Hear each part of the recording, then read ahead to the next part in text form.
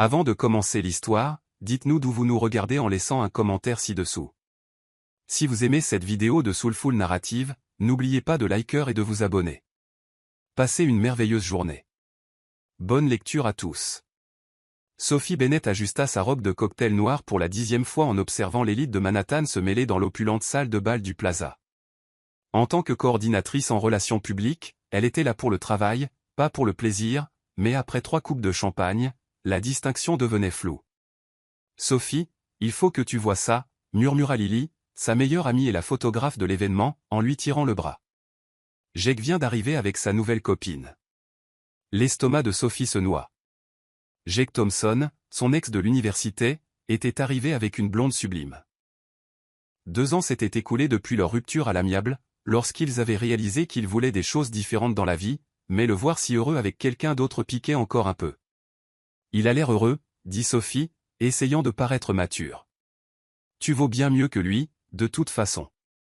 Tu te souviens comment il ne voulait jamais essayer de nouveaux restaurants ou voyager quelque part où il n'y avait pas de terrain de golf, dit Lily. Lily, on a rompu parce qu'on était incompatibles, pas parce que c'était quelqu'un de mauvais, répondit Sophie. Ennuyeux, quand même. Sophie regarda Jake rire de quelque chose que sa petite amie lui disait. Il avait l'air vraiment heureux, et malgré un petit pincement de nostalgie, elle était contente pour lui. En réalité, elle se sentait juste un peu mélancolique d'être perpétuellement célibataire alors que tout le monde autour d'elle semblait se mettre en couple. « Je vais aller lui dire bonjour », décida Sophie. « Sois mature. »« Sophie, tu as bu 3 coupes de champagne. Ta définition de la maturité est peut-être légèrement altérée, » l'avertit Lily, mais Sophie se déplaçait déjà à travers la foule, déterminée à prouver qu'elle pouvait gérer ça comme une adulte. Jake se tenait près du bar, et elle s'approcha avec ce qu'elle espérait être un sourire amical et confiant. « Jake, salut », lança-t-elle, un peu plus fort que prévu. Il se retourna, et un instant, Sophie oublia ce qu'elle allait dire. Dans ce moment de gêne embrumée par le champagne, elle fit la première chose qui lui vint à l'esprit pour montrer à quel point elle allait bien et n'était pas affectée. Elle tendit la main pour lui faire une bise amicale sur la joue, sauf que Jake bougea à la dernière seconde pour présenter sa petite amie à quelqu'un d'autre, et le baiser amical de Sophie atterrit en plein sur les lèvres de l'homme qui se tenait derrière lui. Un parfait inconnu. Un grand inconnu aux yeux verglacés, qui la regardait avec un mélange de surprise et de ce qui semblait être de l'amusement. Il ne la repoussa pas. En fait, sa main s'était posée sur sa taille dans un geste presque protecteur. « Désolée », murmura-t-elle, encore trop près de son visage. « Je visais quelqu'un d'autre. »« Quelle chance pour moi », répondit-il, sa voix basse avec un léger accent britannique. « Bien que je doive dire, votre visée pourrait être améliorée », ajouta-t-il. La salle de bal était devenue silencieuse. Sophie pouvait sentir des centaines d'yeux sur eux, des téléphones se lever, des flashs d'appareils photo crépiter. Son cerveau traita enfin la situation. Elle venait d'embrasser accidentellement l'un des hommes les plus puissants et dangereux d'Amérique. Ethan Brox, le milliardaire que les magazines à potins appelaient le « roi de glace », pour sa réputation de détruire ses rivaux en affaires sans ciller, l'homme qui collectionnait les entreprises comme d'autres collectionnent les timbres, toujours avec un sourire froid et un coup d'avance. Et elle venait de lui offrir le scandale de l'année par pure maladresse. « Oh, la vache !» murmura-t-elle, essayant de reculer, mais sa main resta ferme sur sa taille. « Non », dit-il doucement, mais assez fort pour que certains l'entendent. « Ne vous excusez pas. C'était inattendu. » Ses yeux verts pétillaient de quelque chose que Sophie ne pouvait déchiffrer, amusement, intérêt, calcul. Monsieur Brox, interrompit une voix. Un homme en costume coûteux s'approcha, clairement un assistant. La pressait. Laissez-les spéculer, dit Ethan, relâchant enfin Sophie, mais pas avant de glisser une carte dans sa main. Miss Sophie Bennett. Et je suis tellement désolé pour la confusion, Sophie. La façon dont il prononça son nom provoqua quelque chose d'étrange dans son estomac. Ne soyez pas désolé. C'est la soirée la plus intéressante que j'ai eue depuis des mois. Il s'éloigna avec le calme de quelqu'un qui venait de gagner une partie dont personne d'autre ne savait qu'elle se jouait. Sophie regarda la carte, juste un numéro de téléphone, pas de nom. Quand elle releva les yeux, Ethan avait disparu dans la foule, mais elle sentait qu'il la regardait encore. Lily apparut à ses côtés, bouche bée. « Sophie, tu as la moindre idée de ce que tu viens de faire ?» Sophie regarda autour d'elle. Jake la fixait, choqué, de l'autre côté de la pièce. L'élite de Manhattan chuchotait avec excitation. Les photographes prenaient encore des photos. Je crois, dit-elle lentement, que je viens de créer accidentellement le plus grand moment de ma vie sur les réseaux sociaux. Ce qu'elle ne savait pas, c'est qu'Ethan Brox pensait exactement la même chose, et il était absolument fasciné par la femme qui venait de bouleverser sa soirée prévisible. La photo était partout. Sophie fixait l'écran de son téléphone, regardant l'image d'elle embrassant Ethan Brox se répandre sur les réseaux sociaux comme une traînée de poudre. Les titres devenaient de plus en plus créatifs d'heure en heure, une femme mystérieuse fait fondre le roi de glace, qui est la fille qui a conquis Brox, et son préféré, le baiser qui a paralysé Manhattan. Éteins ça, dit Lily, lui arrachant le téléphone des mains alors qu'elles étaient assises dans leur café préféré de Soho. Tu te tortures l'esprit. Je suis probablement au chômage, Lil. Mon patron me fait la tête depuis ce matin, et j'ai 3 appels manqués des RH, dit Sophie, enfouissant son visage dans ses mains. Tout ça parce que j'ai une perception de l'espace déplorable quand j'ai bu. Techniquement, tu as fait preuve d'une excellente coordination. Tu aurais pu t'écraser la figure dans la fontaine de chocolat, mais à la place, tu as accidentellement embrassé le célibataire le plus convoité de New York, répondit Lily.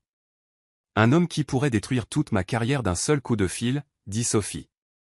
Un homme qui t'a donné son numéro privé. Sophie sortit l'élégante carte de son sac, l'étudiant pour la 100e fois depuis la nuit dernière. Pas de nom, pas de logo d'entreprise, juste 10 chiffres en relief argenté. Et s'il veut me poursuivre pour agression? Et s'il veut t'emmener dans son jet privé à Paris, rétorqua Lily. Lily, quoi? L'homme est célibataire depuis 2 ans, depuis son divorce. Selon Forbes, il a éconduit des mannequins et des mondaines à tour de bras. Peut-être que tu es exactement ce dont il a besoin, quelqu'un qui ne se jette pas à ses pieds en mendiant son attention, dit Lily. Le téléphone de Sophie vibra. Un numéro inconnu. Bonjour, Sophie. Je suppose que vous avez vu les nouvelles. Un café? Oh mon Dieu, c'est lui, dit Sophie, montrant le message à Lily, ses mains tremblant légèrement. Réponds-lui. Qu'est-ce que je dis? Oui. Évidemment. Quand auras-tu une autre chance de prendre un café avec l'homme le plus puissant de New York, dit Lily. Il n'est pas seulement puissant, il est intimidant.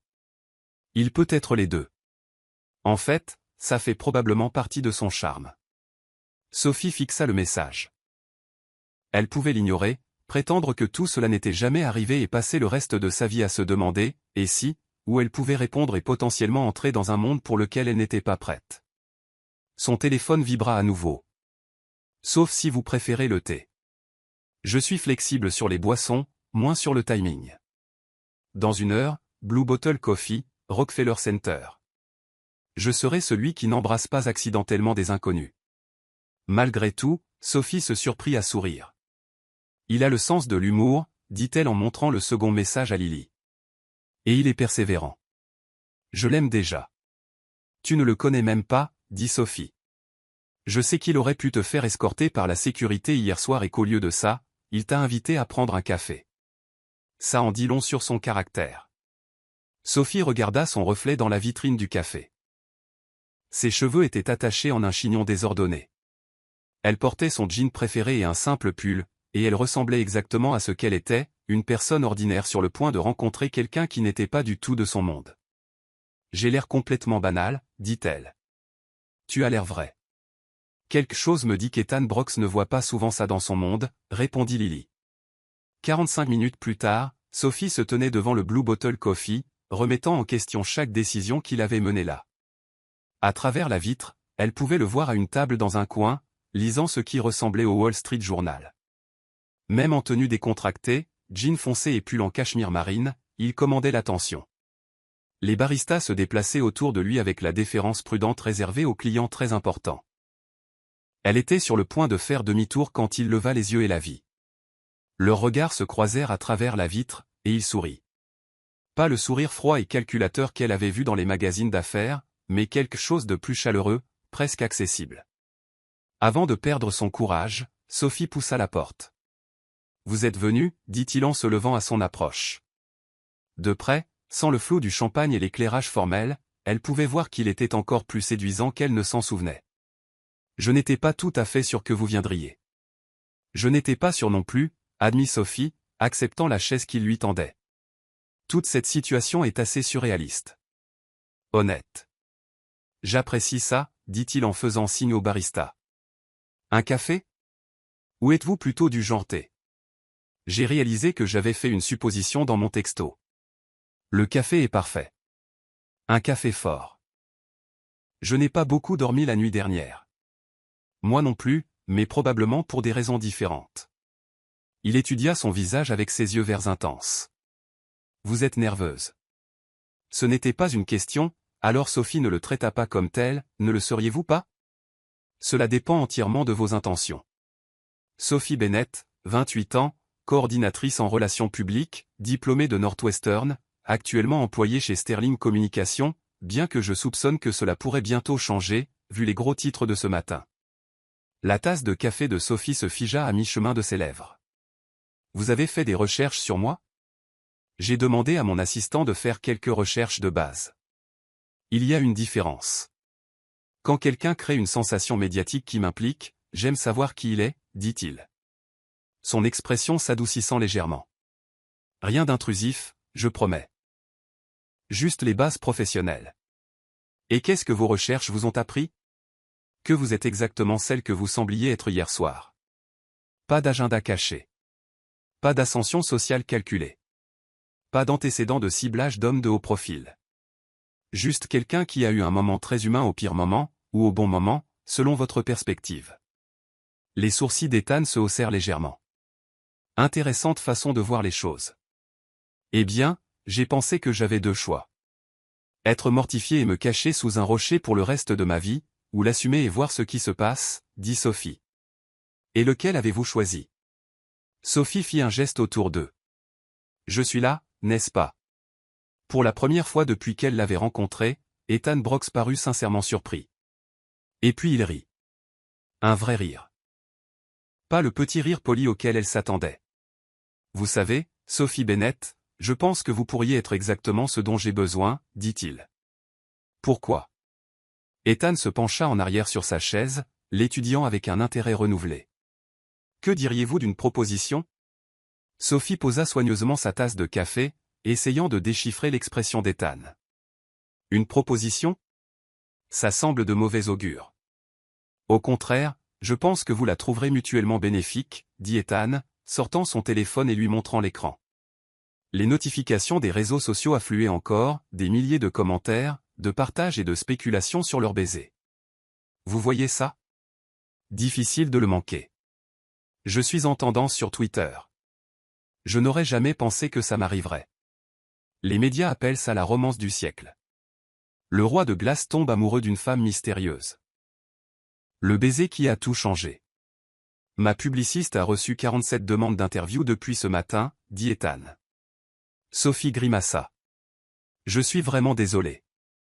Je n'ai jamais voulu créer ce cirque. Ne vous excusez pas.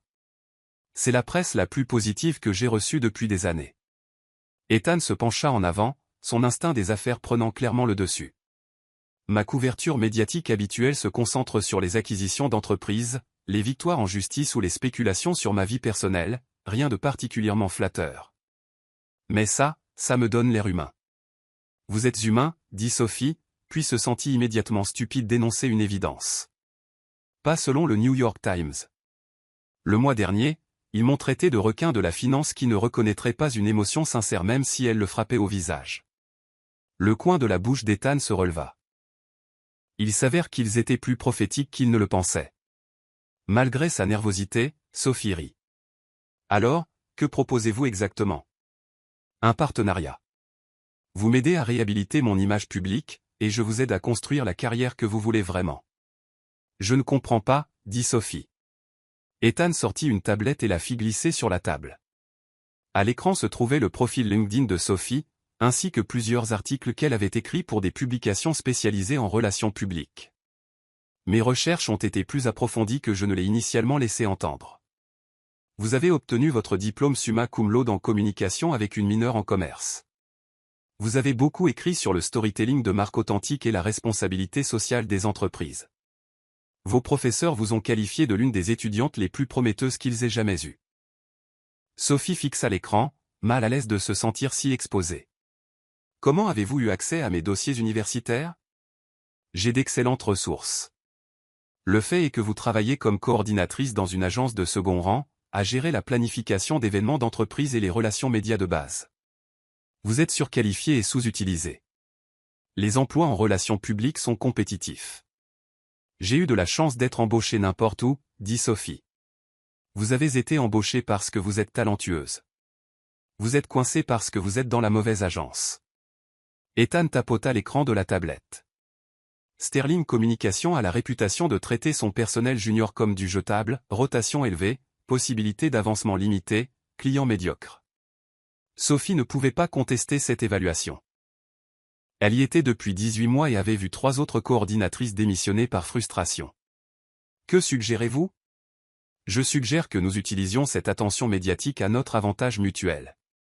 Vous devenez ma consultante officielle en relations publiques. Nous laissons les médias croire qu'il y a un élément romantique dans notre relation, rien de confirmé, juste assez de spéculation pour les maintenir intéressés. Pendant ce temps, vous travaillez sur des campagnes de premier plan, vous vous constituez un portfolio qui vous ouvrira des portes où que vous vouliez aller. Vous voulez que je simule une relation avec vous? Je veux que vous m'aidiez à paraître plus accessible pendant que vous construisez votre carrière. Si les gens pensent que le roi de glace a fondu pour quelqu'un, cela change toute la narrative autour de mes affaires, dit Ethan. Sophie le fixa, essayant de digérer l'offre. C'est de la folie. C'est stratégique. Qui gagnez-vous, vraiment?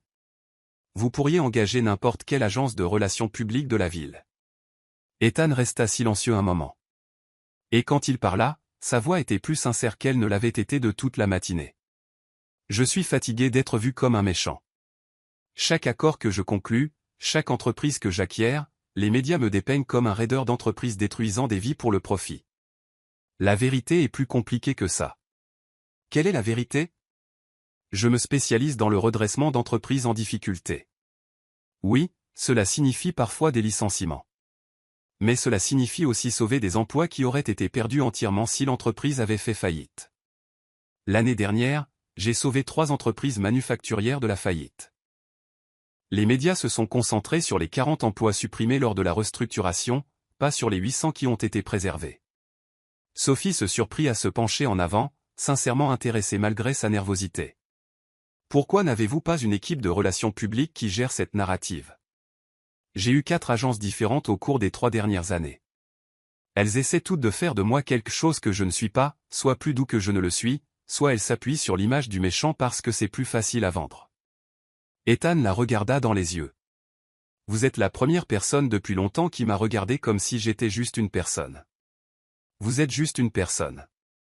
Une personne très riche et quelque peu intimidante. Mais une personne quand même. Exactement. Et c'est ce que j'ai besoin d'aide pour montrer au monde, dit Ethan. Sophie se renversa sur sa chaise, dépassée. C'est beaucoup à digérer. Je sais. Mais considérez ceci. Quelle est votre alternative? Retournez chez Sterling Communication et espérez que votre patron ne vous licencie pas pour avoir créé une publicité négative. Passez les 5 prochaines années à planifier des séminaires d'entreprise et à rédiger des communiqués de presse sur les résultats trimestriels. Cette pensée serra l'estomac de Sophie. Elle rêvait de faire un travail significatif en communication, peut-être même de créer sa propre agence un jour. Mais elle avait été si concentrée sur le simple fait de survivre à son poste actuel qu'elle avait cessé de penser à ses vrais objectifs. À quoi ressemblerait réellement ce partenariat? Vous travailleriez comme consultante indépendante. Je vous paierai plus en 6 mois que ce que vous gagnez en 2 ans chez Sterling. Vous vous occuperiez de la gestion de ma marque personnelle, vous aideriez à la stratégie de communication d'entreprise.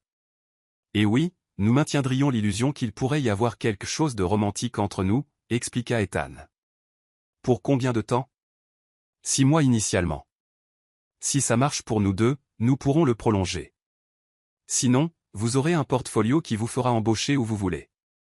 Le téléphone de Sophie vibra avec un texto de Lily. Comment ça se passe? Tu t'enfuis pour te marier ou tu t'enfuis pour te cacher? Je dois y réfléchir, dit finalement Sophie. Bien sûr. Mais Sophie. Ethan se pencha de nouveau en avant, et elle capta une touche de son parfum. Quelque chose de cher et de subtil. Ne réfléchissez pas trop longtemps. L'attention médiatique d'hier soir ne durera pas éternellement. Nous devons en tirer parti pendant que les gens sont encore intéressés. Combien de temps ai-je? 24 heures. Retrouvez-moi demain à mon bureau. Brox Enterprises. 47e étage. Venez préparer à me donner une réponse. Ethan se leva et sortit son portefeuille, laissant un billet de $50 sur la table pour leur café. Alors qu'il se tournait pour partir, Sophie l'appela. Ethan. Il se retourna, les sourcils haussés. Si je dis oui, que se passe-t-il si nous commençons vraiment à nous apprécier? Un instant, son expression soigneusement contrôlée vacilla, et elle vit quelque chose qui ressemblait presque à de la vulnérabilité. Alors je suppose que nous aviserons le moment venu. Après son départ, Sophie resta seule avec son café, fixant la carte de visite qu'il avait laissée derrière lui. Cette fois, elle portait son nom complet et les informations de son entreprise, gravées en élégantes lettres argentées. Son téléphone sonna. Lily. Alors? Comment ça s'est passé? Tu es encore en vie. Je pense, dit Sophie lentement, qu'on vient de m'offrir l'opportunité d'une vie, ou que je suis sur le point de faire la plus grosse erreur de ma vie. Te connaissant? Probablement les deux, répondit Lily. Alors, qu'est-ce que tu vas faire? Sophie regarda par la fenêtre la rue animée de Manhattan, observant les gens passer en hâte avec leurs propres rêves, ambitions et complications. Honnêtement, je n'en ai aucune idée. Mais même en le disant, Sophie réalisa que pour la première fois depuis des mois, elle se sentait vraiment excitée par les possibilités qui s'offraient à elle. Terrifiée, mais excitée. C'était peut-être exactement ce dont elle avait besoin. Sophie passa le reste de la journée à marcher dans Central Park, son esprit tourbillonnant avec la proposition d'Ethan. Au moment où elle retourna dans son minuscule appartement de l'Upper West Side, elle avait réussi à se convaincre d'accepter et de refuser son offre au moins 17 fois. Tu as l'air de quelqu'un qui se débat avec une décision qui va changer sa vie, dit Lily, levant les yeux du canapé de Sophie où elle éditait des photos sur son ordinateur portable. Heureusement pour toi, j'ai apporté des renforts. Elle désigna la table basse, maintenant couverte de boîtes de plats chinois à emporter et d'une bouteille de vin. Tu me sauves la vie, dit Sophie en s'effondrant dans son fauteuil préféré. J'ai l'impression que mon cerveau va exploser. Ok, décomposons ça logiquement. Liste des pour et des contre. Je prends des notes. Lily attrapa un bloc-notes sur la table basse de Sophie. Commence par les pour. L'argent est incroyable. Il m'offre plus en 6 mois que ce que je gagne en 2 ans, dit Sophie. Bon début. Quoi d'autre? L'expérience serait incroyable, travailler sur une stratégie de communication de haut niveau, construire un portfolio qui pourrait m'ouvrir des portes n'importe où. Sophie prit un M et mordit dedans, pensive. Et honnêtement, le travail a l'air intéressant. Son argument sur la narrative médiatique est valable. Il le dépeigne vraiment comme ce raideur d'entreprise sans cœur. Mais les entreprises qu'il a acquises, les emplois qu'il a réellement sauvés. Il y a une vraie histoire là-dedans. Tu as fait des recherches sur lui, dit Lily. J'ai passé 3 heures à éplucher des revues économiques cet après-midi. Lily, ce n'est pas le méchant que les médias en font. L'année dernière seulement, ses interventions ont sauvé plus de 2000 emplois.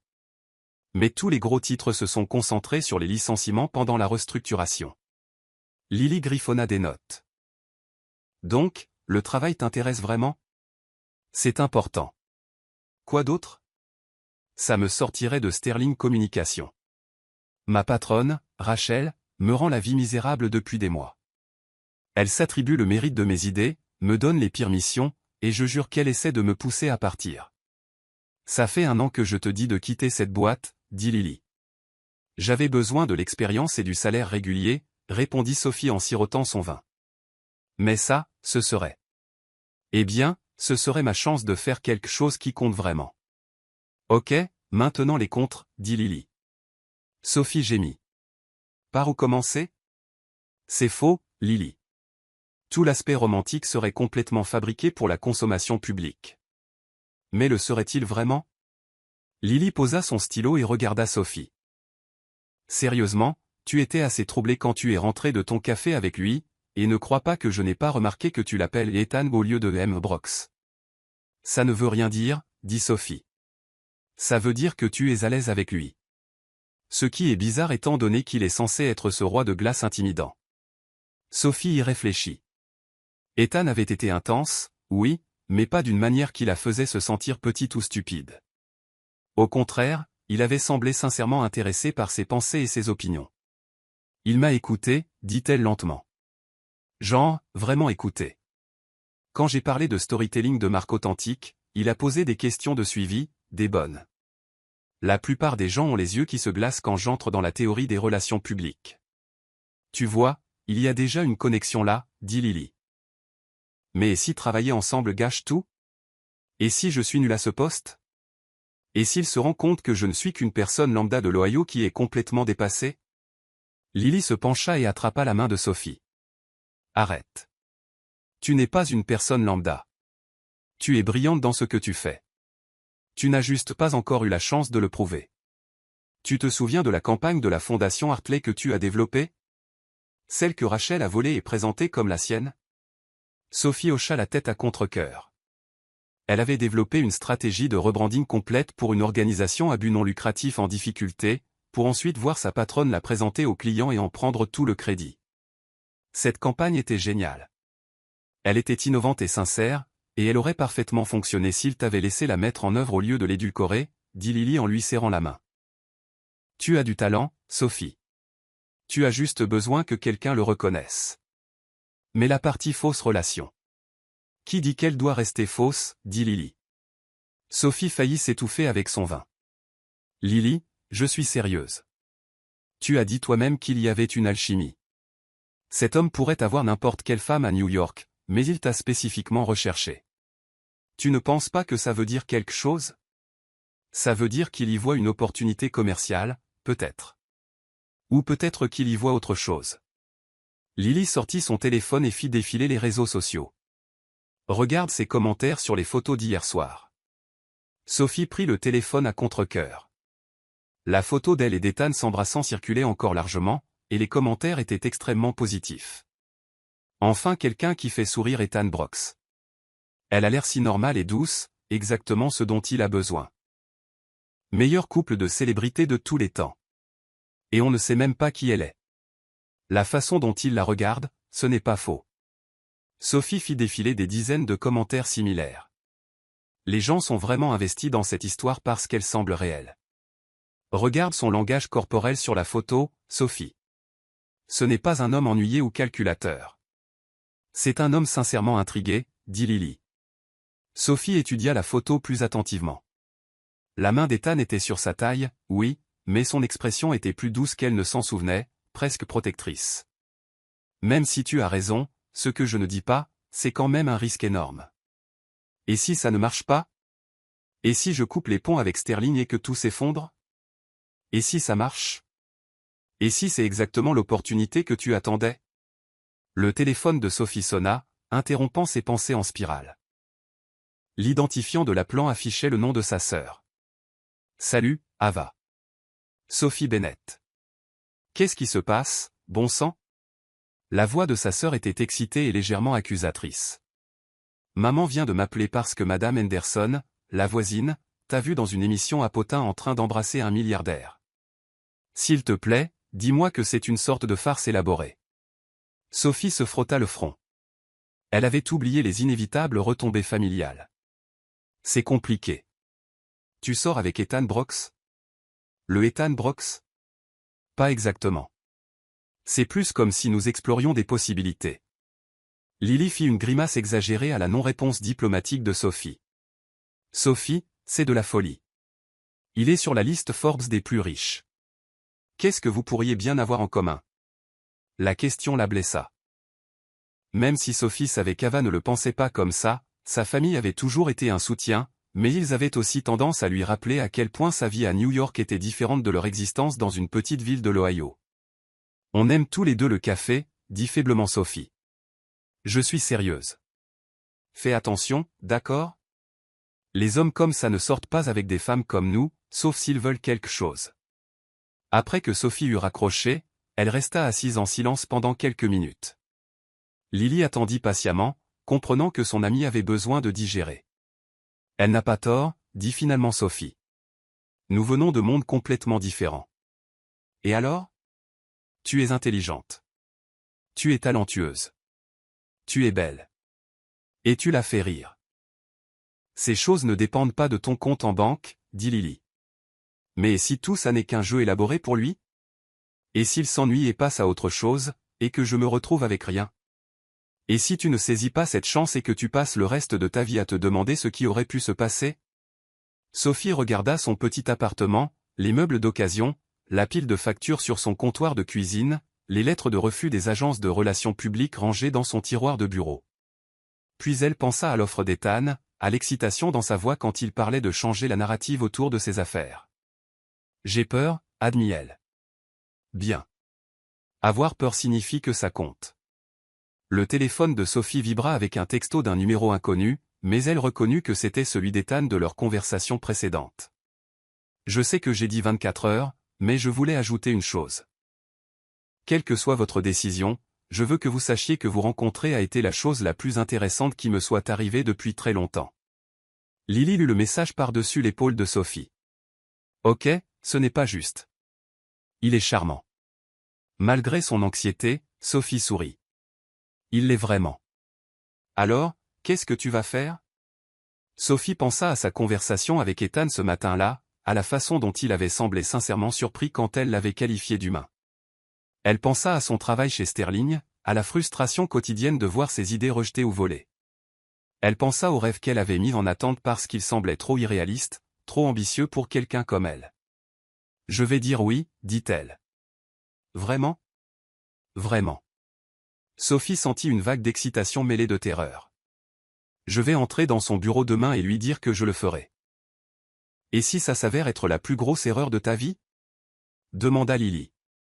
Sophie sourit, se sentant soudain plus légère qu'elle ne l'avait été depuis des mois. Alors au moins, ce sera une erreur intéressante.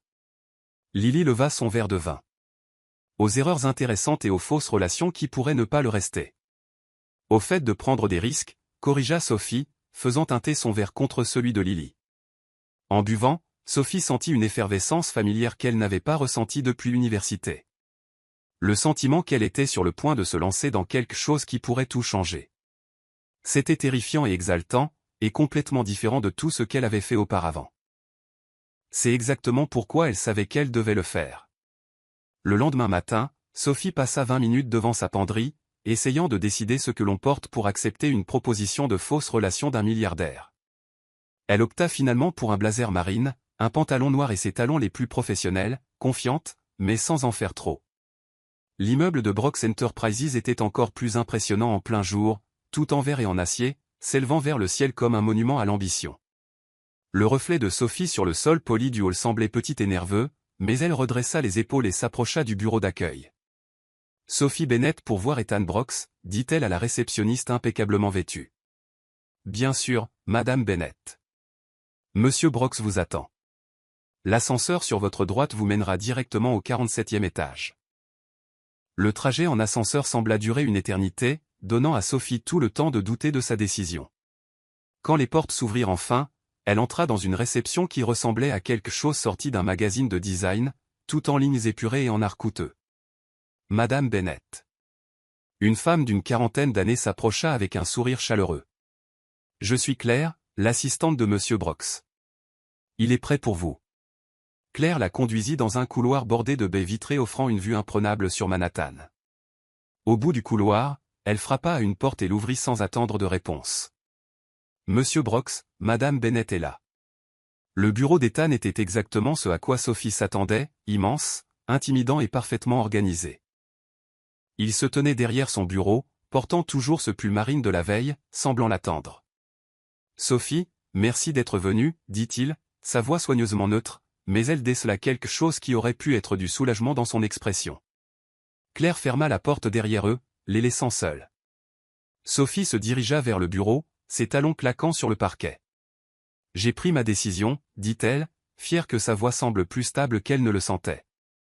L'expression d'Ethan ne changea pas, et Sophie prit une profonde inspiration, pensant aux paroles de Lily sur les erreurs intéressantes et le fait de prendre des risques. Oui, je le ferai. Le sourire qui se répandit sur le visage d'Ethan Brooks n'avait rien à voir avec l'expression froide et calculatrice qu'elle avait vue dans les magazines. Il était sincère, soulagé et presque enfantin. Vraiment? Vraiment. Mais j'ai des conditions.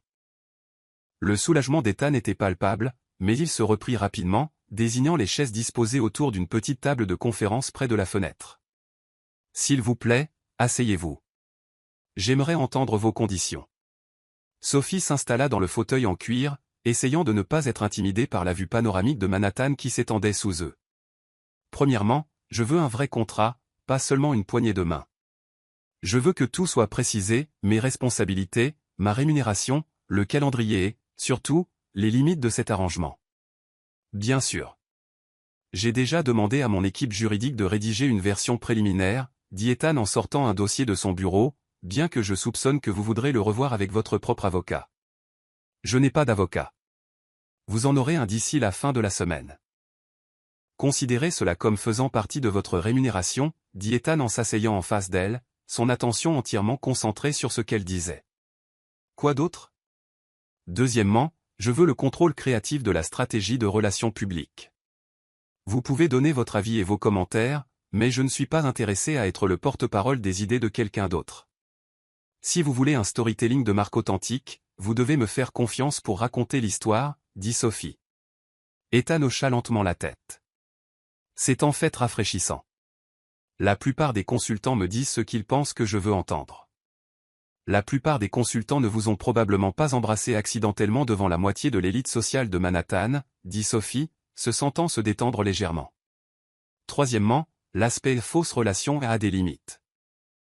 Pas de démonstration d'affection en public au-delà de ce qui est nécessaire pour les photos, pas d'événements privés à moins qu'ils ne soient directement liés à la stratégie de relations publiques, et si l'un de nous commence à sortir avec quelqu'un d'autre pour de vrai, nous réévaluons l'arrangement, continua TL. Compris. Bien que je doive demander, voyez-vous quelqu'un en ce moment? Non. Et vous? Non.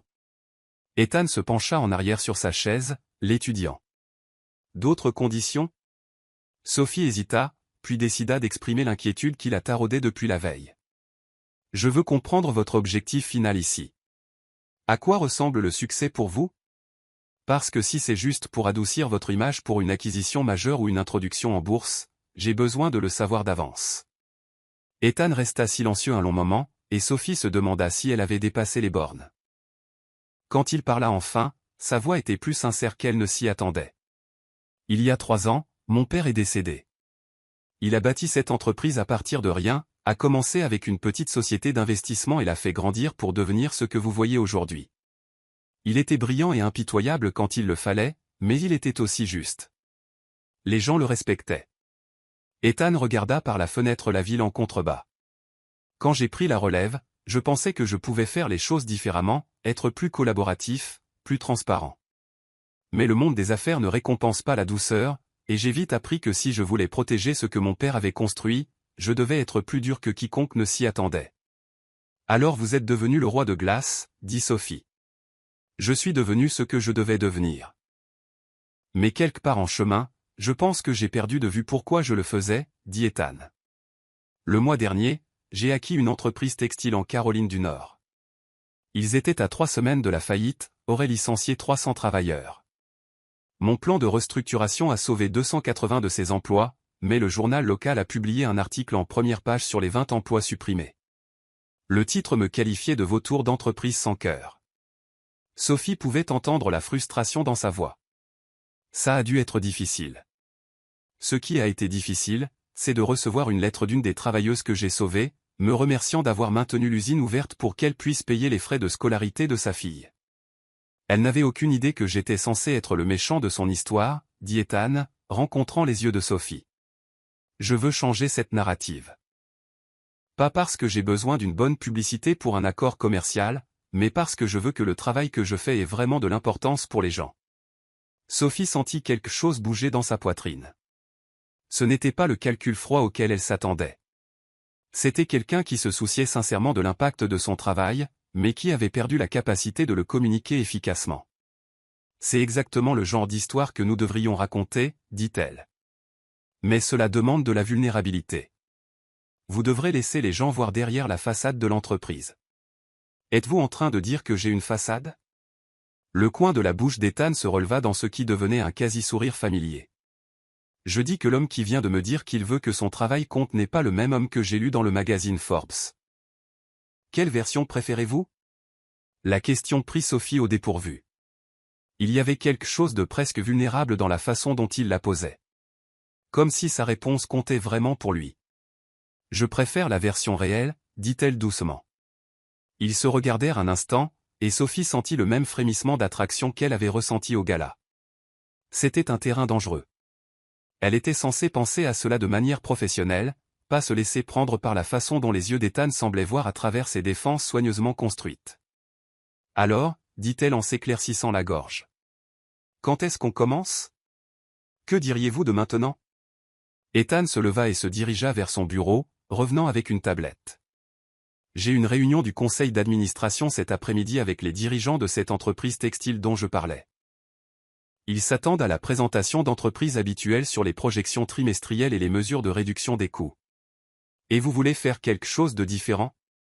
Je veux leur parler de Maria Lopez, la femme qui m'a écrit cette lettre, et de Tom Carter, le superviseur de l'usine, qui est là depuis 30 ans et qui a trouvé les améliorations d'efficacité qui ont rendu la restructuration possible. Je veux leur rappeler que derrière chaque chiffre sur nos feuilles de calcul se trouve une personne réelle avec une vie réelle. Sophie sentit une étincelle d'excitation. C'était exactement le genre de storytelling authentique qu'elle rêvait de faire. C'est une approche complètement différente de ce à quoi ils s'attendront. C'est pourquoi j'ai besoin de votre aide. Pouvez-vous m'aider à trouver comment raconter cette histoire sans avoir l'air de faire de la démagogie ou de chercher des excuses? Absolument, dit Sophie, sortant son carnet, son esprit déjà en effervescence. Mais d'abord, j'ai besoin de plus d'informations. Parlez-moi de l'entreprise, des défis auxquels ils étaient confrontés, du processus de restructuration. Et je veux en savoir plus sur Maria et Tom. Pendant l'heure qui suivit, Ethan guida Sophie à travers les détails de l'acquisition en Caroline du Nord.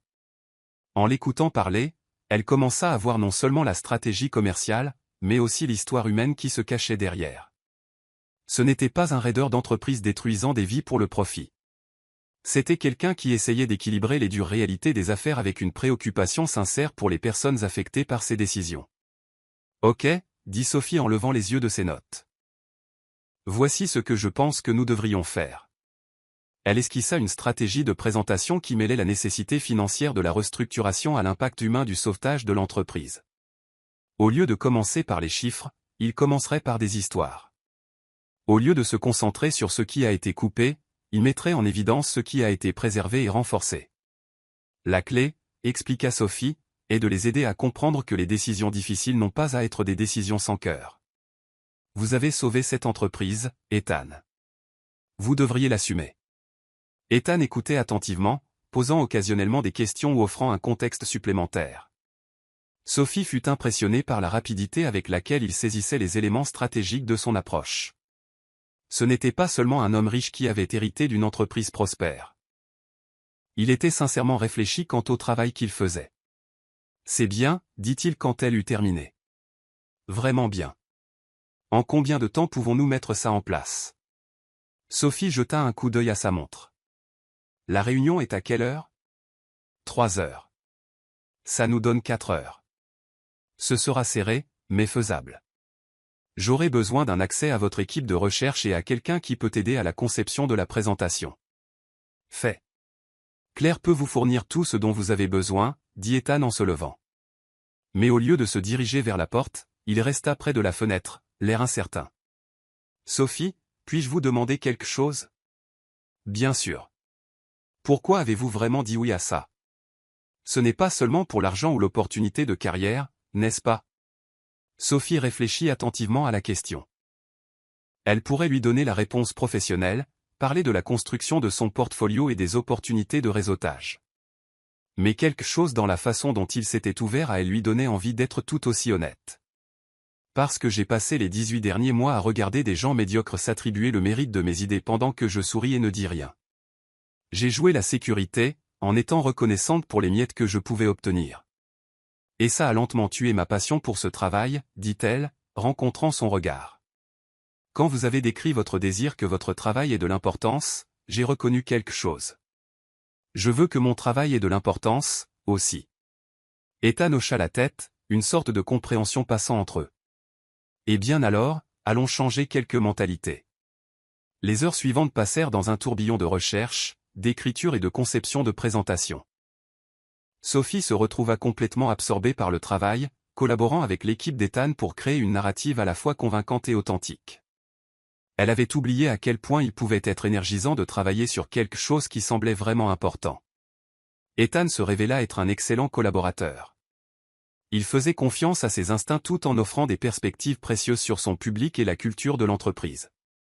Quand ils étaient en désaccord sur l'approche, ils en discutaient de manière réfléchie plutôt que de s'en remettre à la hiérarchie.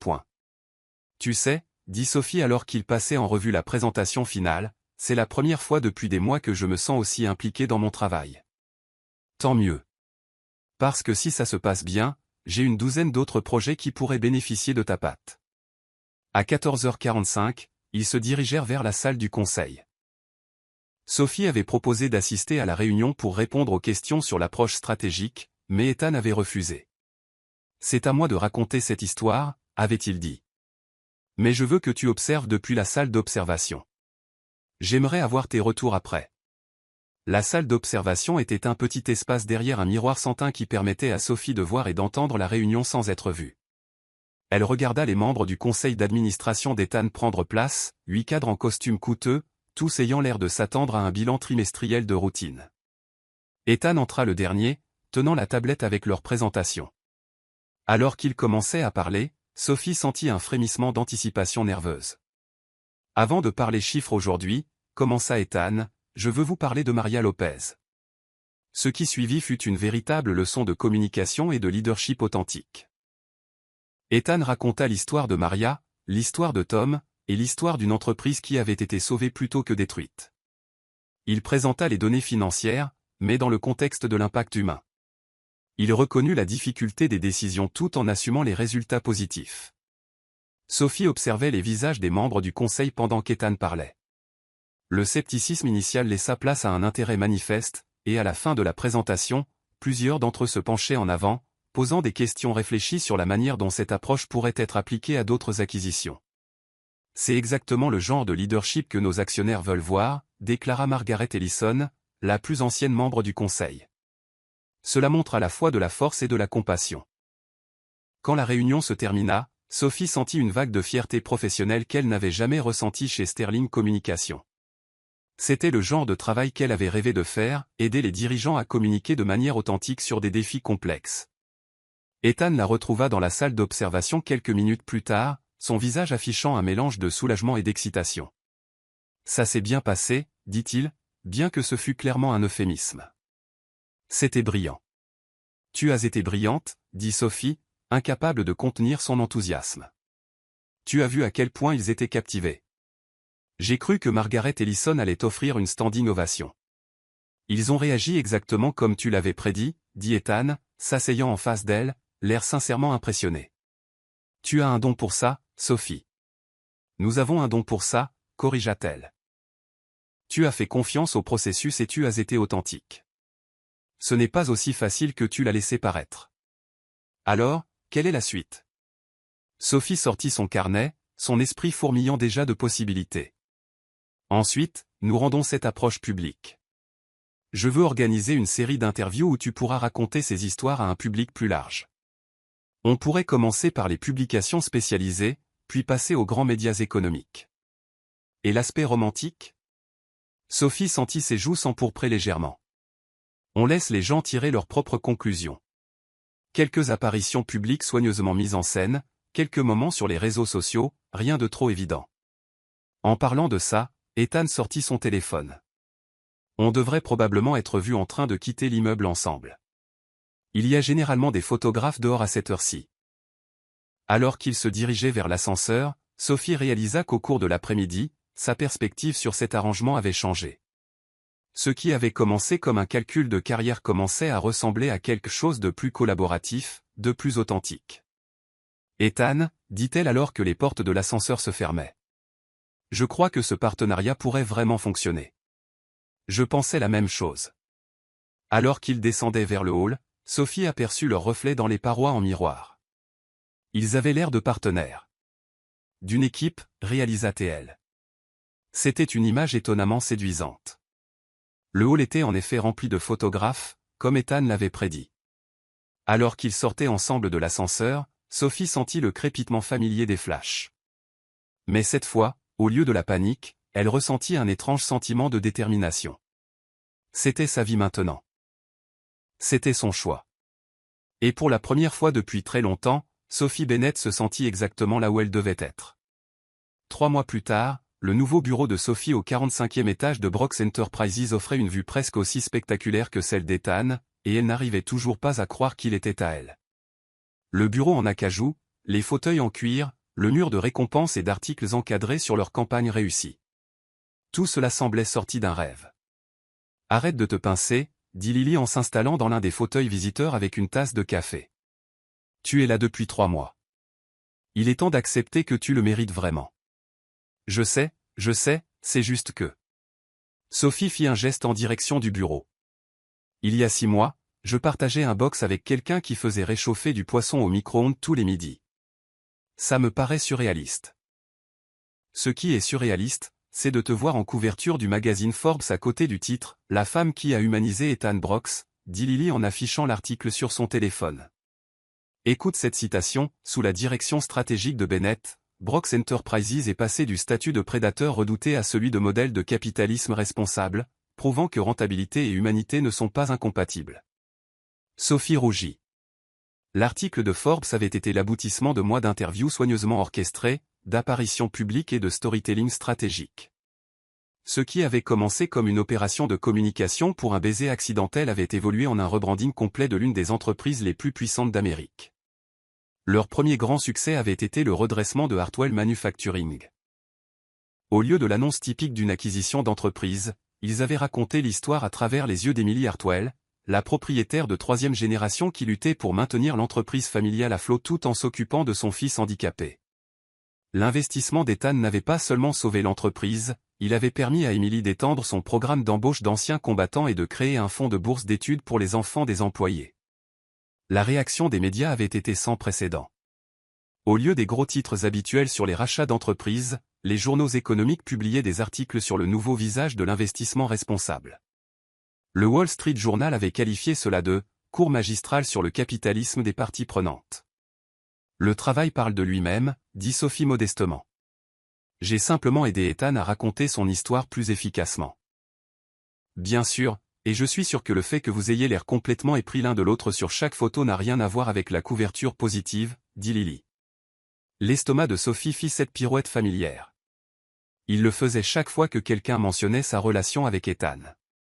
Au cours des 3 derniers mois, la frontière entre leur partenariat professionnel et ce qui se développait entre eux sur le plan personnel était devenue de plus en plus floue. Cela avait commencé doucement, des cafés de travail qui s'éternisaient, des sessions de stratégie qui se transformaient en conversations sur tout sauf le travail, des contacts discrets qui duraient juste un instant de trop. Sophie avait essayé de maintenir des limites professionnelles, mais Ethan avait une façon de la regarder pendant les réunions qui lui faisait oublier qu'ils étaient censés rester professionnels.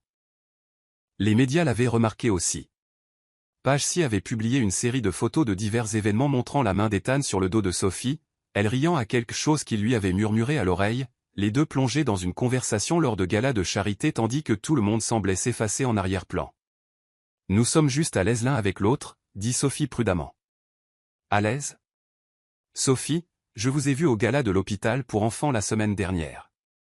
La façon dont il te regarde quand tu parles à d'autres personnes, ce n'est pas de l'aisance. C'est possessif. » Dans le bon sens du terme, ajouta rapidement Lily en voyant l'expression de Sophie. Sophie se souvenait très bien de cette nuit-là. Elle parlait avec le docteur Garcia de la nouvelle aile pédiatrique de l'hôpital quand elle avait senti la présence d'Ethan derrière elle. Sans réfléchir, elle avait reculé légèrement, s'adossant contre son torse tandis que son bras passait autour de sa taille. Cela lui avait semblé si naturel qu'elle n'avait réalisé ce qu'ils avaient fait qu'en voyant le flash du photographe. Peut-être qu'on est un peu trop à l'aise, admit Sophie. Avant que Lily ne puisse répondre, l'assistante de Sophie frappa à la porte. « Madame Bennett, Monsieur Brooks aimerait vous voir dans son bureau dès que vous aurez un moment. »« Dites-lui que j'arrive tout de suite, » dit Sophie en se tournant vers Lily. « On finira cette conversation plus tard. »« Oh, ça, c'est sûr. » Et je veux des détails sur tout ce qui se passe entre vous deux, dit Lily. Sophie se dirigea vers le bureau d'Ethan, essayant d'ignorer les regards entendus de son personnel. Au cours du dernier mois, leurs réunions étaient devenues plus fréquentes et moins formelles. Parfois, ils discutaient de stratégie. Parfois, ils parlaient simplement. La veille, elle s'était retrouvée dans son bureau à 19 h, partageant un repas chinois à emporter et débattant de l'éthique de la responsabilité sociale des entreprises tandis que le soleil se couchait sur Manhattan. Claire, l'assistante d'Ethan, avait pris l'habitude de garder le thé préféré de Sophie en stock dans la cuisine du bureau. L'équipe de sécurité ne lui demandait plus sa carte d'identité lorsqu'elle arrivait après les heures de bureau. Quelque part en chemin, Brooks Enterprises avait commencé à ressembler à un foyer. « Tu voulais me voir ?» Sophie frappa à sa porte ouverte. Ethan leva les yeux de son ordinateur, et ce sourire, le vrai, pas son sourire d'entreprise, illumina son visage. Toujours. Mais plus précisément, je voulais discuter de l'acquisition de Carter Industries. Sophie s'installa dans son fauteuil habituel en face de son bureau. Au fil des mois, ils avaient développé un rythme de collaboration facile qui semblait aussi naturel que de respirer. Ethan présentait les défis commerciaux. Sophie posait les questions qui les aidaient à creuser plus profondément, et ensemble, ils trouvaient des solutions qu'aucun d'eux n'aurait pu atteindre seul. Quelle est la situation? C'est une entreprise de fabrication familiale du Michigan, 4e génération, environ 800 employés. Mais ils sont endettés depuis 2 ans. La famille veut prendre sa retraite mais ne veut pas voir l'entreprise démantelée ou les travailleurs licenciés, expliqua Ethan. Sophie sortit son carnet, pensant déjà aux possibilités narratives. Ça ressemble exactement au genre d'acquisition que nous devrions rendre public. Héritage familial préservé, emploi protégé, investissement communautaire. Exactement. Mais il y a une complication, dit Ethan en se penchant en arrière dans son fauteuil. Sophie remarqua la tension dans ses épaules. Elle avait appris à lire ses humeurs au cours des derniers mois, la façon dont il se frottait le front quand il était frustré, comment sa voix devenait plus basse quand il réfléchissait vraiment à un problème, la crispation particulière de sa mâchoire quand il faisait face à une décision qu'il ne voulait pas prendre. Mon conseil d'administration pousse pour une approche différente. Ils veulent acheter l'entreprise, en extraire les actifs de valeur et vendre le reste. Ce serait plus rentable à court terme, mais ça détruirait tout ce que la famille Carter a bâti et éliminerait la plupart de ses 800 emplois, dit Ethan en se frottant le front. Je tourne en rond sur ce sujet depuis des semaines. Les chiffres soutiennent l'approche du conseil, mais ça va à l'encontre de tout ce vers quoi nous avons travaillé, continua-t-il. Oui, et je n'arrête pas de penser à ce que tu as dit il y a 3 mois, sur le fait de vouloir que notre travail ait un sens. Ethan croisa son regard. Cette décision définira quel genre d'entreprise Brooks Enterprises est vraiment. Sophie sentit une vague de fierté qu'Ethan l'inclut dans une décision aussi importante. 3 mois plus tôt, elle planifiait des événements d'entreprise et rédigeait des communiqués de presse sur les résultats trimestriels. Maintenant, elle aidait à façonner la direction stratégique d'une entreprise valant des milliards de dollars. Mais plus que ça, elle voyait à quel point cette décision pesait sur Ethan. L'homme qu'on avait autrefois surnommé le « roi de glace » était sincèrement tourmenté à l'idée de détruire une entreprise familiale pour le profit. Que te dit ton instinct? Mon instinct me dit d'acheter l'entreprise, de la garder intacte et de trouver un moyen de la rendre rentable sans détruire ce qui la rend précieuse, dit Ethan, la voix ferme. Mais mon instinct n'a pas à répondre aux actionnaires. Tes actionnaires t'ont engagé pour prendre de bonnes décisions, pas seulement des décisions rentables. Il y a une différence, dit Sophie. Elle se pencha en avant. Et si on pouvait montrer que l'approche éthique est aussi l'approche commerciale intelligente? Comment? L'esprit de Sophie s'emballait déjà. C'est pour cela qu'elle avait été formée, ce pourquoi elle était douée, trouver l'histoire qui reliait la stratégie commerciale à l'impact humain. Donne-moi 24 heures. Je veux faire des recherches sur Carter Industries, leur position sur le marché, leur impact sur la communauté. Il y a peut-être une valeur là que ton conseil ne voit pas. Sophie, tu n'es pas obligée. Si, je le suis. C'est exactement pour ça que tu m'as engagé, dit-elle en se levant, dynamisée par le défi. Nous avons passé 3 mois à dire au monde qu'Ethan Brooks prend des décisions basées sur plus que de simples marges bénéficiaires. Maintenant, nous allons le prouver. Ethan se leva aussi, contournant son bureau pour se tenir près d'elle. Sophie sentit une touche de son parfum, Cette même fragrance coûteuse et subtile qui était devenue aussi familière que de respirer. Et si les chiffres ne collent pas? Et si le conseil a raison? Si garder l'entreprise intacte est un suicide financier? Alors on trouvera une troisième option. On sera créatif, dit Sophie en levant les yeux vers lui, frappée par le naturel qu'elle ressentait à la voir si près. Au fil des mois, ils avaient pris cette habitude de graviter l'un vers l'autre pendant les conversations, comme s'ils travaillaient mieux lorsqu'ils étaient dans l'orbite l'un de l'autre. « Ethan, il y a 3 mois, tu m'as dit que tu voulais que ton travail ait un sens. C'est comme ça qu'il en a, dit-elle. » Quelque chose changea dans l'expression d'Ethan, et soudain, Sophie fut très consciente de leur proximité, de la façon dont ses yeux semblaient se concentrer sur ses lèvres plutôt que sur ses mots. « Sophie, dit-il doucement, je dois te dire quelque chose. » Quoi? Pour moi, ça a cessé d'être faux il y a des semaines. Le cœur de Sophie se mit à battre plus vite. Elle avait essayé de ne pas penser au fait que leurs apparitions publiques avaient commencé à ressembler moins à des performances et plus à des rendez-vous, de vrais rendez-vous, où elle avait hâte de le voir, où elle se souciait plus de sa réaction à quelque chose que de l'image que cela donnait au photographe. « Qu'est-ce que tu veux dire? » Je veux dire que quelque part entre les présentations au conseil, les galas de charité et les sessions de stratégie tard le soir, j'ai arrêté de voir ça comme un arrangement professionnel, dit Ethan, sa main se posant sur sa joue.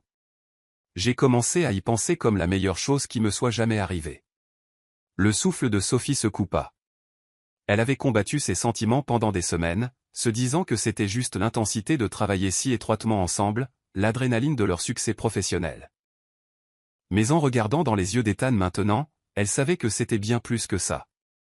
Ethan, je sais que ça complique tout, je sais qu'on avait dit qu'on resterait professionnel, mais... Sophie, Sophie le fit taire en se hissant sur la pointe des pieds et en l'embrassant.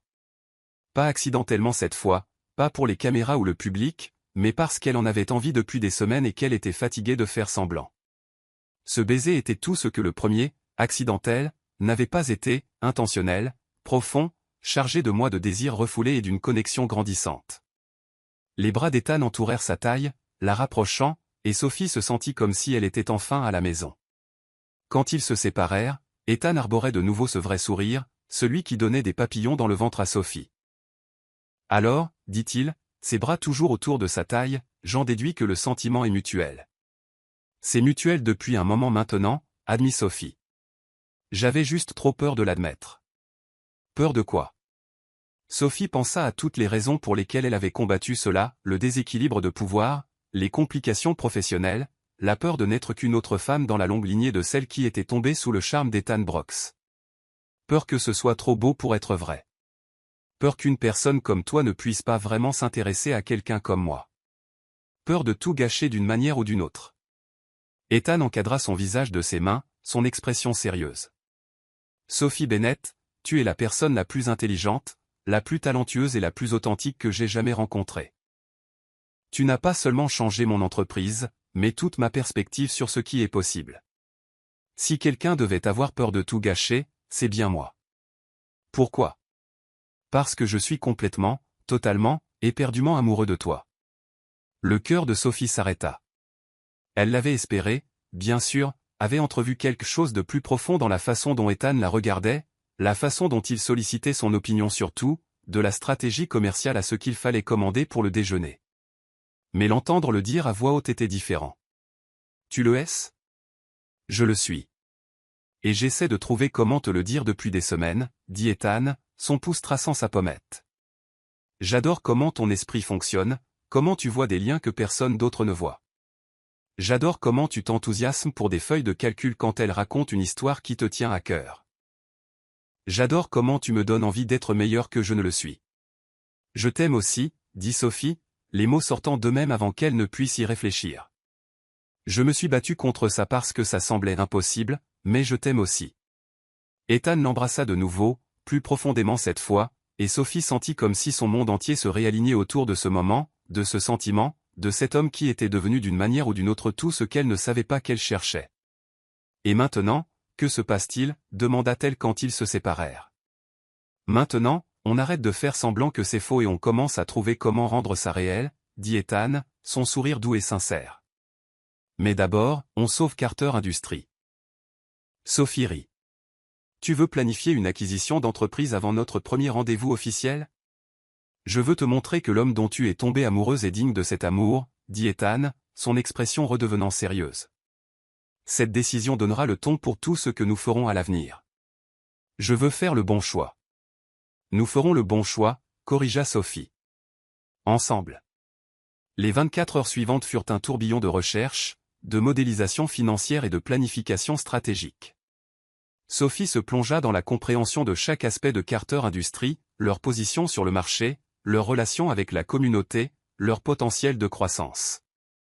Elle interrogea des employés, parla avec des responsables du gouvernement local et analysa des acquisitions comparables. Elle appela aussi son père, qui avait travaillé dans l'industrie manufacturière pendant 30 ans avant de prendre sa retraite. « Papa, j'ai besoin de ton point de vue sur quelque chose. » « Toujours heureux d'aider, ma chérie. » « Qu'est-ce qui se passe ?»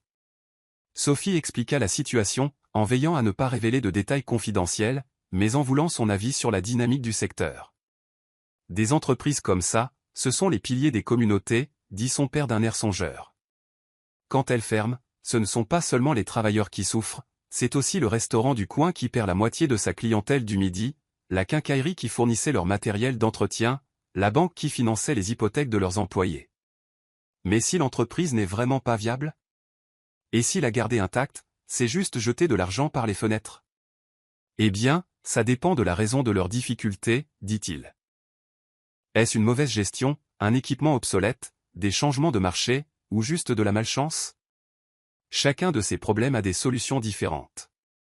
Sophie passa des heures à fouiller dans les dossiers financiers de Carter Industries, à parler à des experts du secteur et à modéliser différents scénarios. Ce qu'elle trouva était encore mieux que ce qu'elle avait espéré. Le soir suivant, Sophie fit irruption dans le bureau d'Ethan avec une pile de documents et son ordinateur portable, les yeux brillants d'excitation. « Ethan, il faut que tu vois ça, dit-elle, retenant à peine son enthousiasme.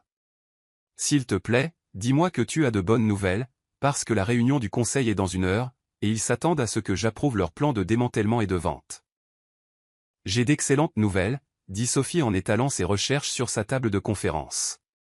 Carter Industries n'est pas seulement une entreprise manufacturière en difficulté.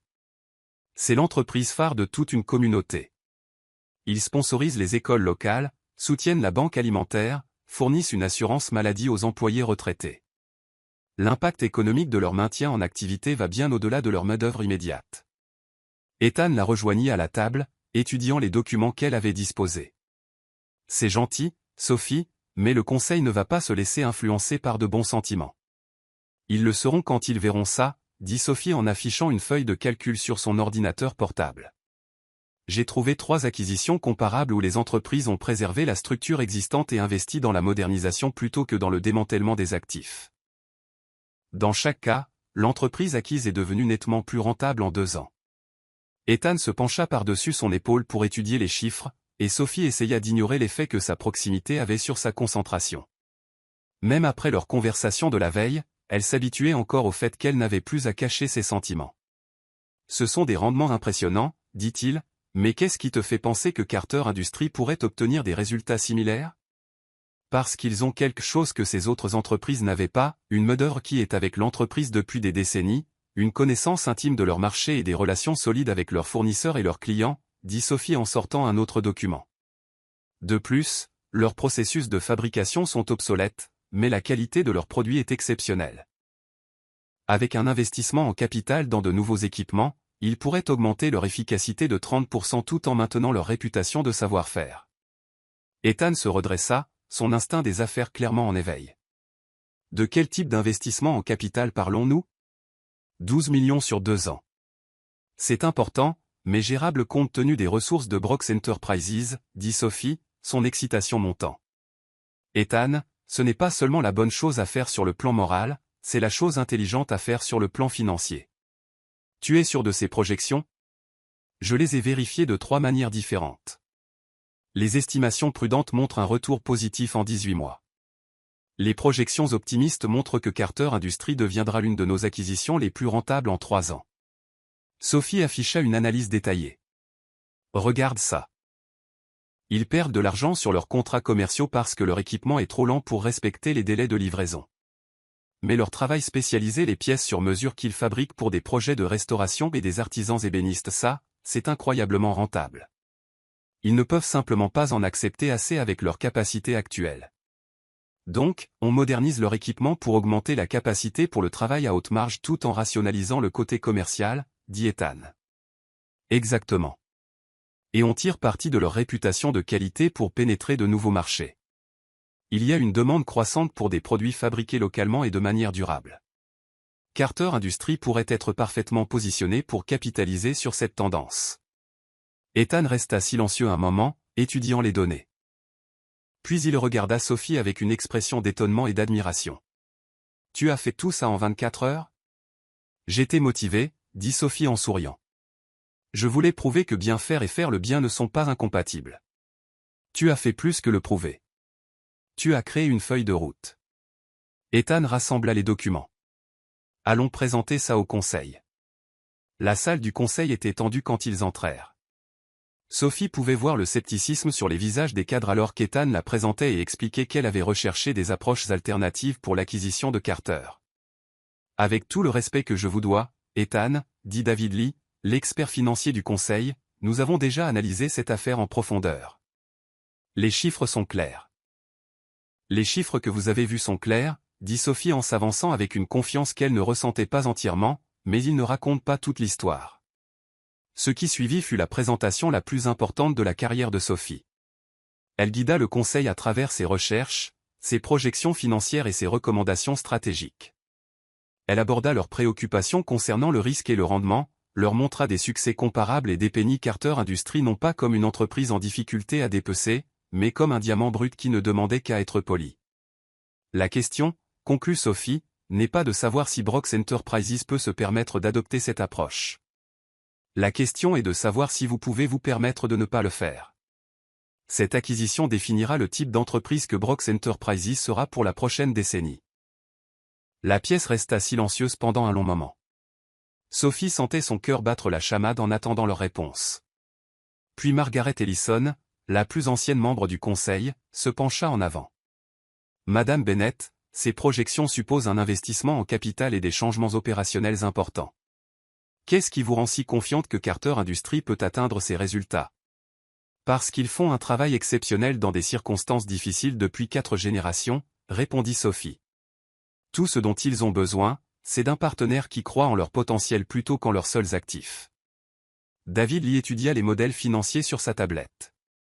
Ces rendements sont nettement meilleurs que nos projections initiales. Parce que nos projections initiales ne prenaient en compte que la valeur des actifs à court terme, dit Ethan.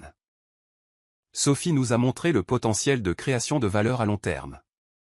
Laura Hay, la plus nouvelle membre du conseil, leva la main. Et le risque de marché? Le secteur manufacturier a été volatile ces derniers temps. Sophie avait anticipé cette question. C'est exactement pourquoi la diversification est si importante. Le travail spécialisé de Carter Industries est largement à l'abri des tendances générales de l'industrie manufacturière. Meubles de luxe, restauration historique, éléments architecturaux sur mesure. Ces marchés sont en croissance, pas en déclin. Et les problèmes de main-d'œuvre, demanda Michael Sullivan, qui supervisait les ressources humaines pour Brooks Enterprises. Reconversion, résistance potentielle au changement. En fait, la main-d'œuvre est l'un de nos plus grands atouts, dit Sophie. Elle afficha une autre diapositive. J'ai parlé à plusieurs employés pendant mes recherches. Ils sont impatients de se moderniser. Ils savent que leurs compétences sont précieuses. Ils ont juste besoin de meilleurs outils pour être compétitifs. Elle leur parla de Tom Carter, le superviseur de l'usine qui avait élaboré des plans détaillés pour améliorer les flux de travail, et de Maria Lopez, la spécialiste du contrôle qualité qui avait identifié des opportunités pour réduire les déchets tout en maintenant leurs normes de qualité. Ce ne sont pas des gens qui ont peur du changement, dit Sophie. Ce sont des artisans qui veulent faire un meilleur travail. Le conseil délibéra pendant 30 minutes pendant qu'Ethan et Sophie attendaient dans son bureau. Sophie faisait les 100 pas près des fenêtres, une énergie nerveuse l'empêchant de s'asseoir. « Arrête de t'inquiéter, dit Ethan. Ta présentation était impeccable. Et s'il la rejette? S'il pense que je suis naïf quant aux réalités commerciales? » Ethan se leva et prit ses mains, arrêtant sa marche. « Alors on trouvera un autre moyen. Mais Sophie, peu importe ce qu'il décide, je veux que tu saches que ce que tu as fait aujourd'hui était extraordinaire. Tu n'as pas seulement analysé des chiffres, tu as trouvé un moyen d'aligner nos valeurs avec notre stratégie commerciale. Nous avons trouvé un moyen, corrigea Sophie. C'était un travail d'équipe. Non, c'était toi, brillante et intrépide. Tout ce dont je suis tombé amoureux, dit Ethan, la voix douce. Te regarder là-dedans, voir à quel point tu es passionné par ce travail, à quel point tu te soucies de bien faire les choses, ça n'a fait que confirmer ce que je savais déjà. Quoi donc? Que tu vas changer le monde, Sophie Bennett, une entreprise à la fois. Avant que Sophie ne puisse répondre, Claire frappa à la porte. Monsieur Brox, le conseil est prêt à vous recevoir. Ils retournèrent dans la salle du conseil, où Margaret Ellison attendait avec un léger sourire. Le conseil a examiné la proposition de Madame Bennett, dit-elle. Nous sommes impressionnés par la rigueur de ses recherches et la solidité de ses projections financières. Nous sommes prêts à approuver l'acquisition de Carter Industries selon les termes qu'elle a décrits. Sophie sentit une vague de triomphe comme elle n'en avait jamais ressenti. Ils l'avaient fait.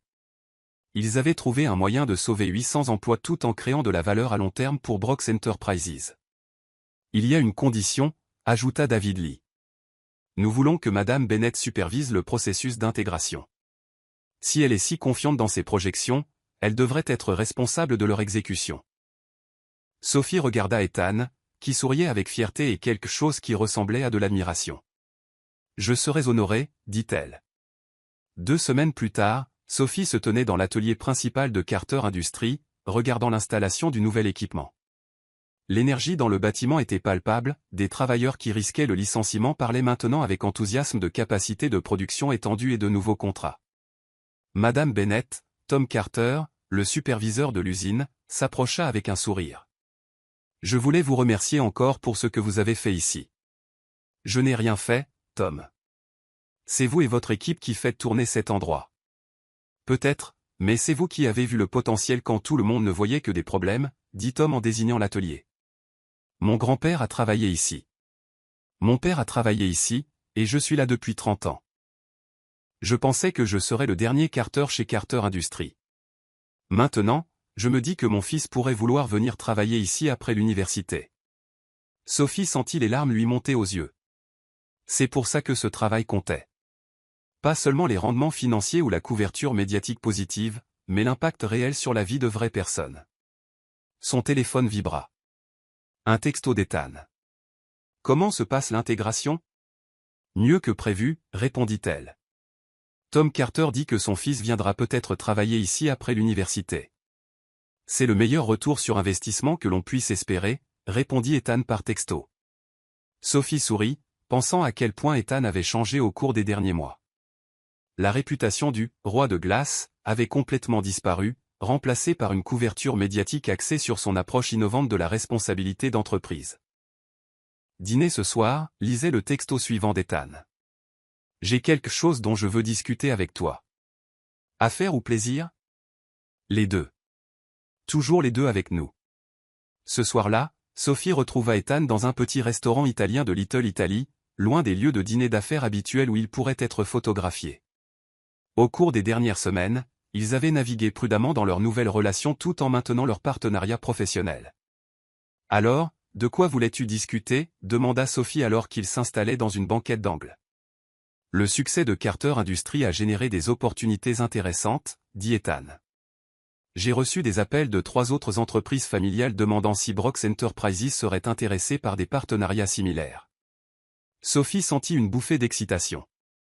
Vraiment? Vraiment. Et Margaret Ellison a suggéré que nous devrions envisager de formaliser cette approche, en créant une division dédiée au sein de Brox Enterprises axée sur les acquisitions durables. C'est incroyable, Ethan. Ce serait exactement ce vers quoi tu as travaillé.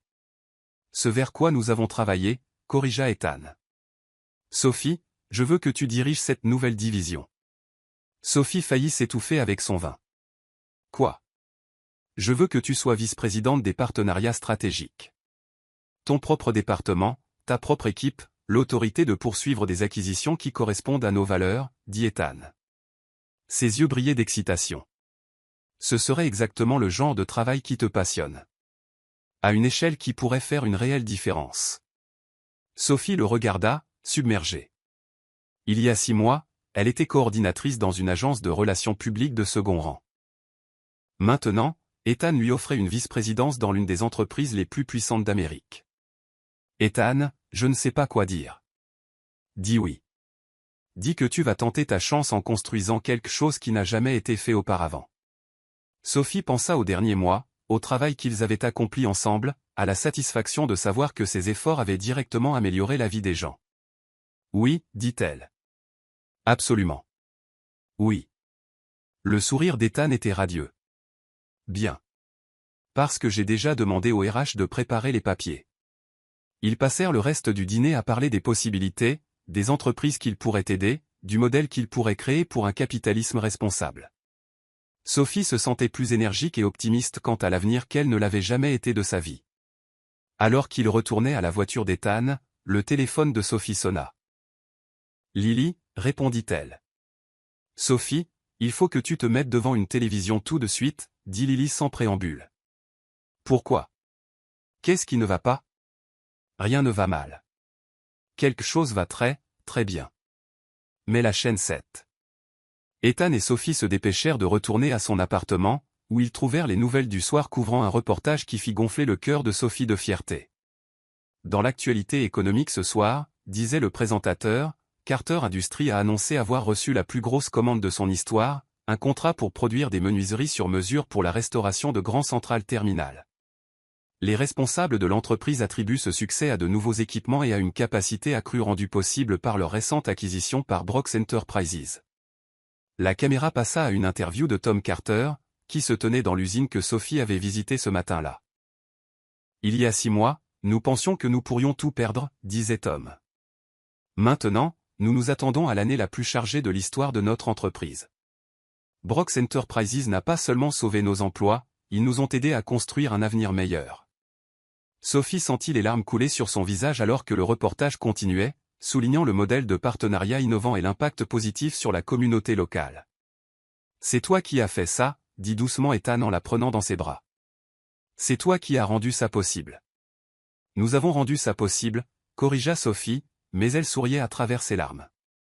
Alors qu'ils se tenaient enlacés, regardant l'histoire de leur succès se dérouler à l'écran, Sophie pensa au voyage qui les avait menés ici, d'un baiser accidentel à une fausse relation, à un véritable amour, à un travail qui avait du sens et changeait des vies.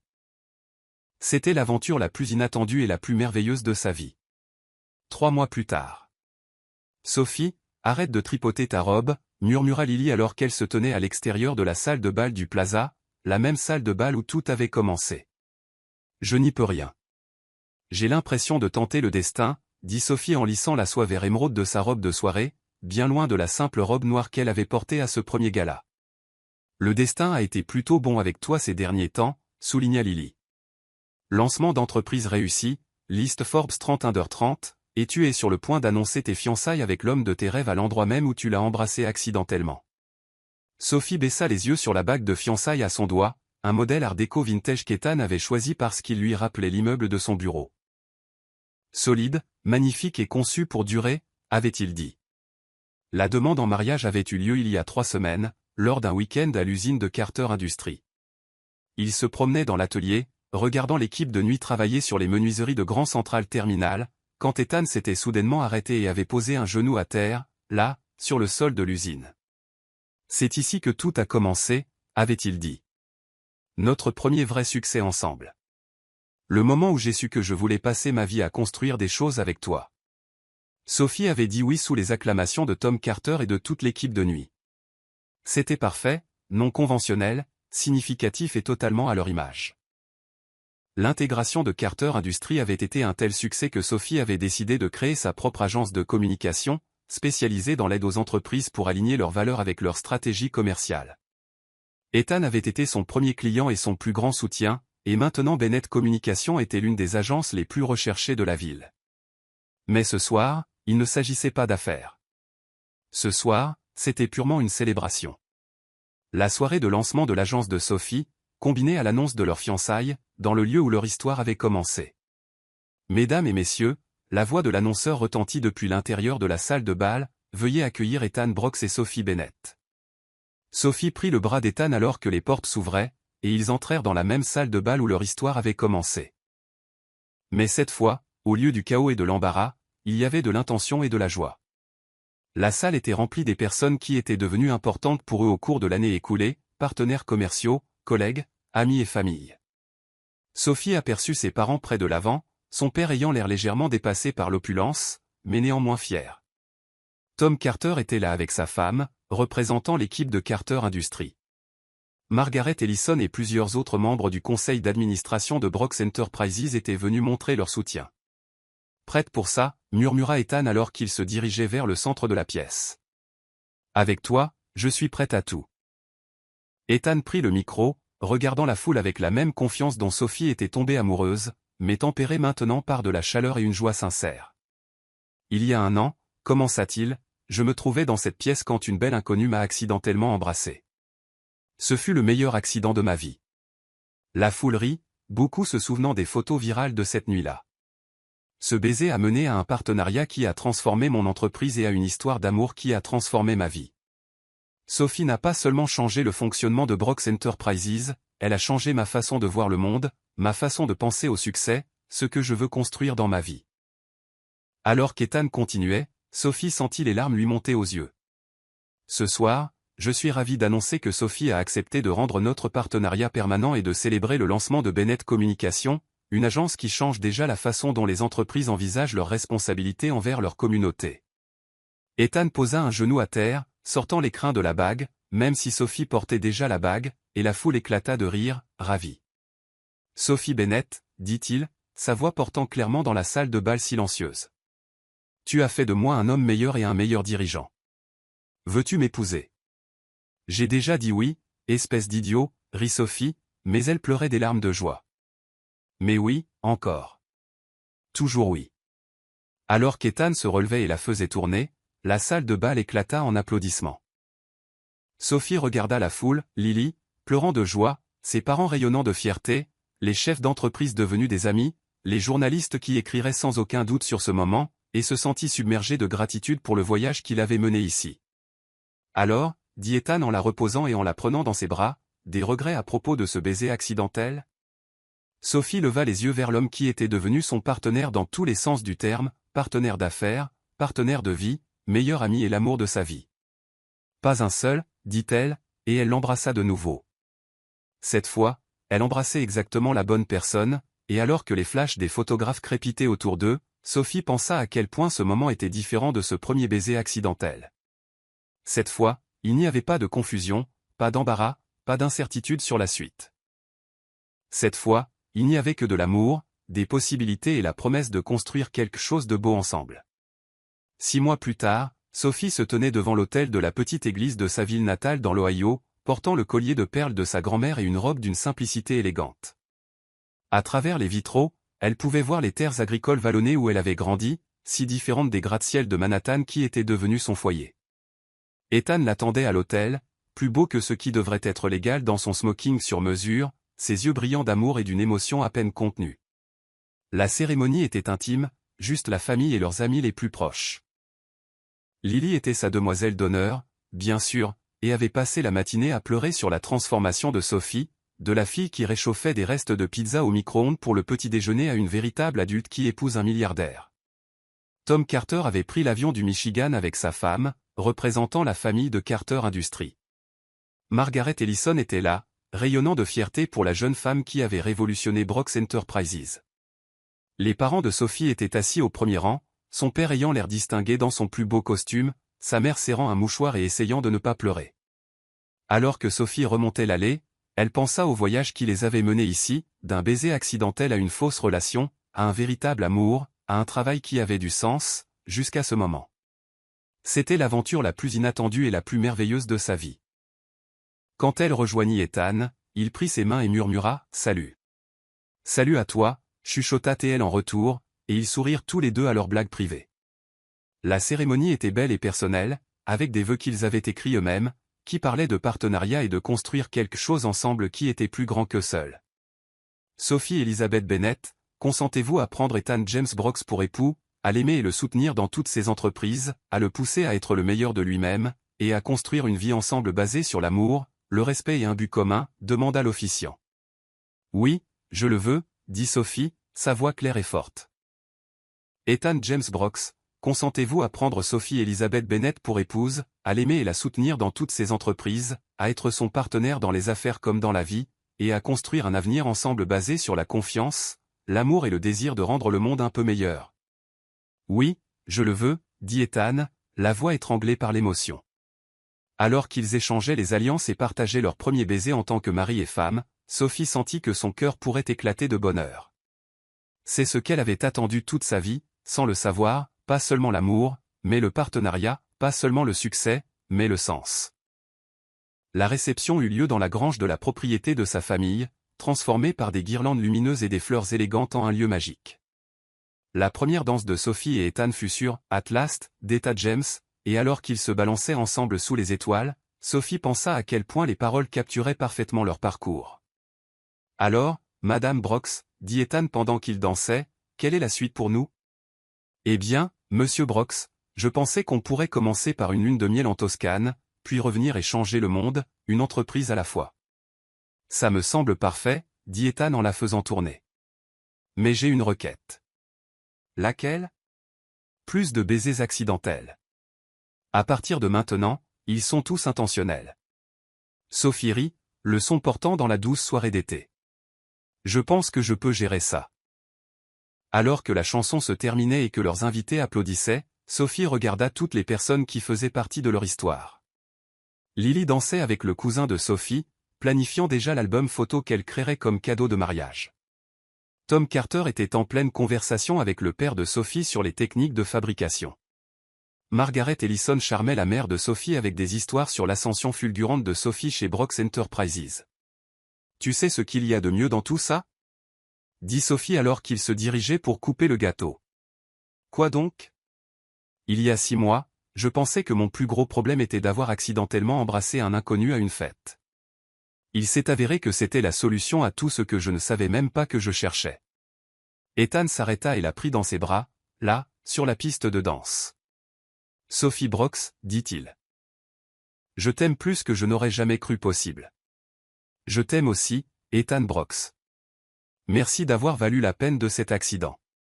Alors qu'ils s'embrassaient, entourés de guirlandes lumineuses, de rires et des personnes qu'ils aimaient le plus, Sophie réalisa que parfois, les meilleures choses de la vie arrivent vraiment quand on s'y attend le moins. Parfois, le mauvais baiser s'avère être exactement le bon. Fin.